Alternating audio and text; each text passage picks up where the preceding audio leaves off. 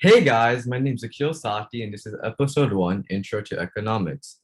I'm from the ECDE Foundation, where we believe every child deserves education.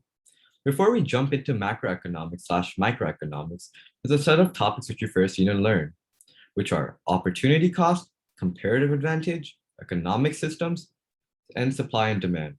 But don't worry, I'm here to make it easier for you guys. So let's jump right into it. What is economics? Economics is a social science that studies how resources are used and is concerned with how resources can be used to their fullest potential. You might be like, what the heck, Akil? What did you just say? Well, let's look at an example. Is it wise to use our resources to explore outer space, or should we build low-income housing instead? Should we explore for oil fields in the United States, or should we use our resources for other endeavors while we import the oil we need? These are types of economic problems. Well, let's consider the case of a student who only has 24 hours to spend each day. Some of this precious resource, time, must be spent on the necessities of life, such as eating and sleeping. But of the hours remaining, how many should be devoted to studying, socializing, or relaxing? Too much socializing and relaxing will not allow the student to live his or her life to its fullest potential. Neither will going overboard on the study time. One problem every student faces is just how much time should be allocated to each of the various activities that make for a full life. This is an economic problem since the student must decide how the resource, which is time, will be used to its maximum potential. The discipline of economics is not directly concerned with money or politics or the stock market. However, economic problems are abound in these areas. People want to spend their money in the best way. Politicians want to make decisions to achieve the maximum benefit, while investors want the highest return from their savings. Anytime someone is trying to make the most of what he or her has, we are in the realm of economics. Notice that our resources are scarce compared to our unlimited wants. There must be some resources that are unlimited.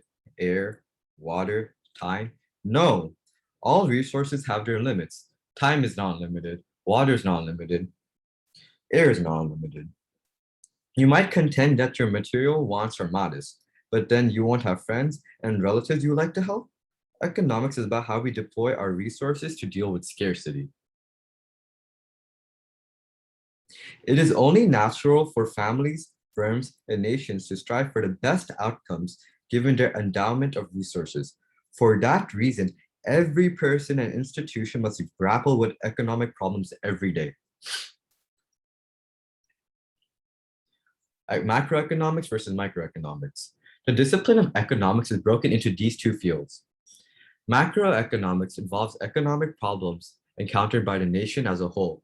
For example, do we spend too many of our resources on national defense and not enough on education of our youth? If households are required to pay fewer taxes, will national savings be affected? Will prices rise or fall because of a tax cut? Will increasing the money supply increase production levels in the economy? These are some examples of macroeconomics. Microeconomics is concerned with the economic problems faced by the individual units within the overall economy.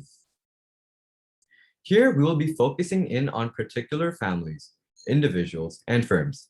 Some examples of microeconomic issues are, does a particular family save enough to provide for its future needs? How will a tax break affect XYZ corporation's output? If the Smiths win the lottery, how will their spending patterns change? Those are some examples of microeconomics. Positive versus normative economics. The discipline of economics can also be split in another way, positive and normative economics. Positive economics is based on a scientific method. That means hypotheses are formulated and tested. For instance, one theory holds that if a family's income increases, their spending will increase, but not as much as the increase in income. There are several ways that this theory could be tested. One way is to observe how a group of families behave when their income is increased. Another might be to survey lottery winners to see how they disposed of their winnings. Normative economics deals with value judgments. Someone may feel that resources are better spent exploring outer space than providing free breakfast for elementary school children. If this is the person's opinion, not based on scientific investigation of the matter, then we are in the realm of normative economics. Normative economics is economics based on the way someone believes things ought to be.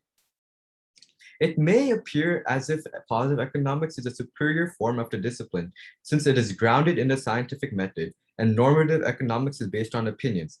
However, normative economics is a crucial part of the economics discipline. Any scientific study will require an experiment, and experiments can be designed to highlight a scientist's prejudices. Even if an economist can keep his biases out of a study, why did he choose this particular question to investigate? However much economists strive to be like biologists and physicists, there will always be a large normative aspect to economics. Some economics claim that this normative side of the economics discipline is more interesting than the positive side. Resources. Economists, like most professionals, have special words and phrases that are used to describe concepts and ideas that occur frequently in their work. In order to understand economics, one must master the jargon. Familiar words and expressions can take on new meaning as economic jargon. The term resource is a case in point. To the layperson, a resource is something that can be used or drawn upon in a particular situation or endeavor. Economists do not dispute this definition and use the word resource to mean much the same thing. However, the economist gives the term a special, more particular definition. A resource is anything that can be used to produce a good or service. This definition is broad enough to cover such dissimilar things such as farmland, crude oil, machinery, and even intellectual ability. In macroeconomics, every resource is classified into one of these three categories: land, labor, or capital. Land does not only refer to the ground we walk on, but all natural resources. Therefore, resources such as farmland, crude oil, timber stands, oceans, and mineral deposits are all classified under the term land. Labor, the second classification, encompasses all human attributes that are productive. Humans have the ability to perform a multitude of tasks, so there are many forms of this type of resource. Labor can be the person pounding nails at a construction site or the neurosurgeon in the operating room. Anytime anyone is performing a service, function, or task, it is the resource labor at work. The professor in the classroom is using his intellectual capability to provide a service, just as a professional basketball player, such as LeBron James, uses his athletic ability to produce points. In both cases, humans are using their attributes to produce things society finds valuable. Capital, in the economic sense of term, is productive equipment or machinery. Again, many disparate items can fit into these classifications, such as factory buildings, forklifts, computers, and paper clips are a few examples. It is important to note not all resources fit neatly into this classification scheme. Resources such as time, health, money, adventurousness, and the willingness to take risks would all be difficult to categorize. Some economists have added categories to this classification system so that the hard to classify resources have a place of their own. But most economists stick with the jargon and maintain that the productive assets of an economy are land, labor, and capital.